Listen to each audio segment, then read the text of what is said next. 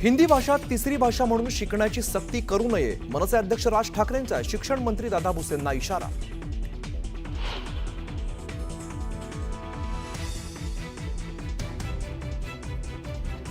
सुधाकर बडगुजरांच्या भाजप पक्षप्रवेशाला आमदार सीमा हिरे यांचा विरोध. बडगुजरांवरती अनेक गुन्हे, सीमा हिरेंकडून नाराजी व्यक्त.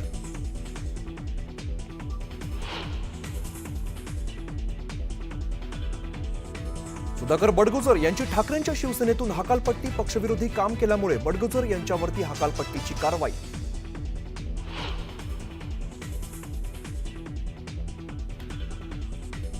मनसे युतीबाबत आम्ही सकारात्मक, महाराष्ट्र हितासाठी सोबत येणाऱ्यांचं स्वागत करू.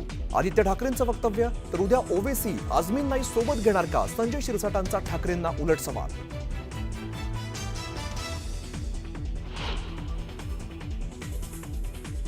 मुंबई पालिका निवडणुकीत भाजप सर्वाधिक जागा लढणार, तर ठाण्यामध्ये शिवसेना मोठा भाऊ म्हणून सर्वाधिक जागा लढवणार, वरिष्ठ सूत्रांची माहिती.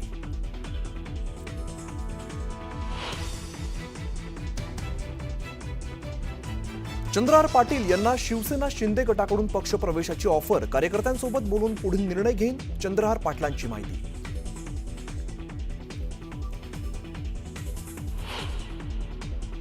धारावी प्रकल्पाबाबत उद्धव ठाकरेंनी घेतली बैठक. प्रकल्पाबाबत धारावीकरांच्या समस्या घेतल्या जाणून, तर लवकरच या विरोधात आंदोलन करण्याची शक्यता.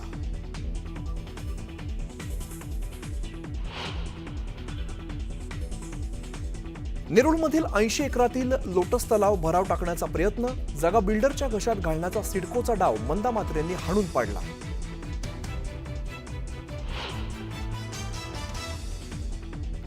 वर्ध्यातल्या हिंगणघाट इथल्या नायब तहसीलदारांच्या दालनातच आत्मदहनाचा प्रयत्न. ट्रॅक्टर मालक तरुणाचा तहसीलदार आणि एसओडींवरती गंभीर आरोप.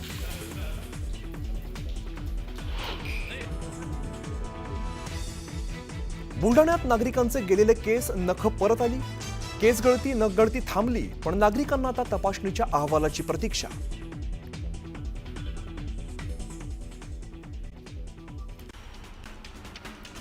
तर सुधाकर बडगुजर यांची ठाकरेंच्या शिवसेनेतून हकालपट्टी करण्यात आली आहे. पक्षविरोधी कारवाई केल्यानं सुधाकर बडगुजर यांची हकालपट्टी केल्याची घोषणा करण्यात आली. सुधाकर बडगुजरांच्या भाजप प्रवेशाला आमदार सीमा हिरेंनी विरोध केलाय. बडगुजरांवर अनेक गुन्हे दाखल असल्याचं म्हणत सीमा हिरेंनी नाराजी व्यक्त केली. ठाकरे गट आणि मनसेच्या युतीबाबत आदित्य ठाकरेंनी एक सूचक वक्तव्य केलंय. महाराष्ट्र हितासाठी कोणी सोबत येत असेल तर त्यांचं स्वागतच आहे, असं वक्तव्य आदित्य ठाकरेंनी केलं.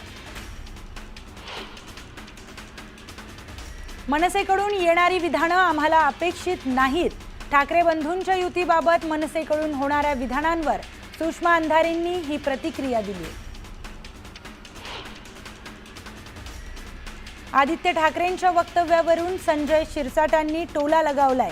उद्या ओवेसी आणि अबू आझमींनाही सोबत घेणार का, असा सवाल त्यांनी आदित्य ठाकरेंना केलाय. मुंबई पालिका निवडणुकीत भाजप सर्वाधिक जागा लढणार असल्याची माहिती मिळतेय.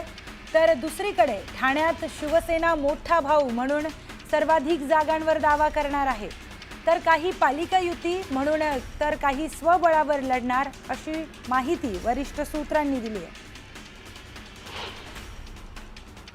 मुंबई पालिका निवडणुकीत 150हून जास्त जागा लढल्यास महायुतीला फायदा होण्याची चिन्ह आहेत. तर ठाकरे बंधूंच्या युतीचा कोणताही परिणाम भाजपवर होणार नाही, असं सर्वेचं निरीक्षण असल्याची सूत्रांची माहिती आहे. पालिका निवडणुकीच्या मुद्द्यावरून आता राष्ट्रवादीचे नेते धर्माराव बाबा आत्राम यांनी भाष्य केलंय. पक्ष जो निर्णय घ्यायचा ते घेतील, मात्र आमच्या जिल्ह्यामध्ये परिस्थिती वेगळी आहे, याचा विचार करून आम्हाला पुढे जावं लागेल, असं म्हणत आत्राम यांनी स्वबळाचा नारा दिलाय. मी स्वबळाची ही तयारी केली आहे, असं वक्तव्य बाबा आत्राम यांनी केलंय. भाजपचे आमदार राणा पाटील यांच्यावर खासदार ओमराजे निंबाळकर यांनी टीका केली आहे. 2 हाणा पण मंत्री म्हणा अशी गत राणा पाटलांची झाली आहे, असं ओमराजे निंबाळकर म्हणाले.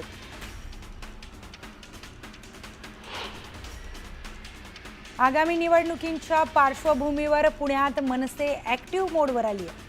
पुण्यातील शहर कार्यालयात मनसेच्या स्थानिक पदाधिकाऱ्यांनी बैठक पार पडली, तर मनसे सर्वच जागांवर निवडणूक लढण्याची शक्यता आहे. निधी वाटपावरून अजित पवारांनी परखड मत व्यक्त केलंय. निधी वाटपाच्या फाईलवर मी एकटाच सही करत नाही, मुख्यमंत्री देवेंद्र फडणवीसही सही करतात, असं विधान अजित पवारांनी केलंय. काही दिवसांपूर्वी विपश्यनेसाठी गेलेले माजी मंत्री धनंजय मुंडे धार्मिक विधींसाठी नाशिकच्या रामकुंडावर हजेरी लावली. यावेळी ते धार्मिक कार्यक्रमासाठी नाशकात आल्याची माहिती मिळाली. शरद पवारांविषयी केलेल्या वादग्रस्त वक्तव्यातून भाजप नेते आमदार गोपीचंद पडळकर यांना दिलासा मिळाला. बारामती न्यायालयानं पडळकरांची निर्दोष मुक्तता केली. हिंगोलीत शरद पवारांना मोठा धक्का बसणार आहे. माजी जिल्हा परिषद उपाध्यक्षांसह नगरपंचायत अध्यक्ष, नगरसेवकांसह शेकडो कार्यकर्ते अजित पवारांच्या राष्ट्रवादीत प्रवेश करणार आहेत. येत्या 8 जूनला अजित पवारांच्या उपस्थितीत पक्ष प्रवेश होणार आहे.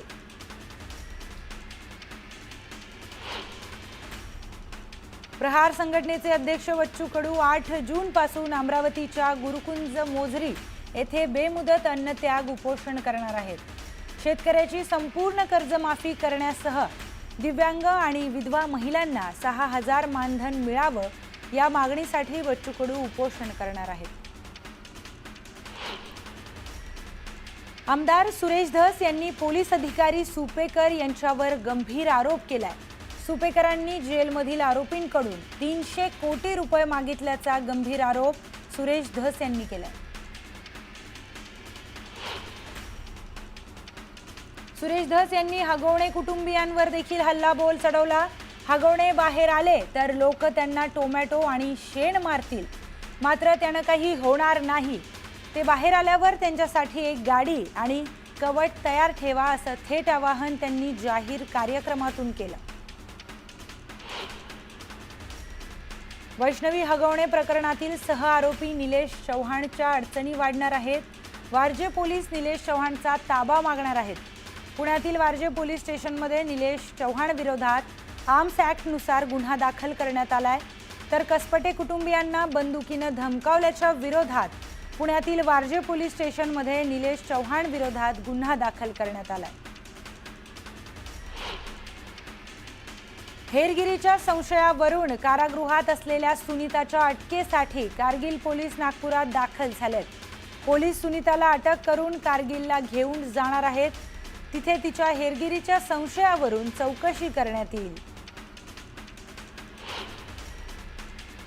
छत्रपती संभाजीनगरमधील उद्योजक संतोष लड्डा यांच्या घरी चोरी केलेल्या सोन्याच्या दागिन्यांची पावती त्यांनी तब्बल 19 दिवसानंतर पोलिसांना सादर केली. तर चोरी झालेलं सोनं आरोपी खोतकरनं नांदेड आणि अंबेजोगाई येथे विकलंय. या प्रकरणी पोलिसांचं पथक सोन्याच्या शोधासाठी रवाना झालंय. रत्नागिरीमध्ये भाटे समुद्र किनारी शिंपले पकडण्यासाठी नागरिकांनी मोठी गर्दी केली आहे. सलग 3 दिवसांपासून शिंपले मिळत आहेत.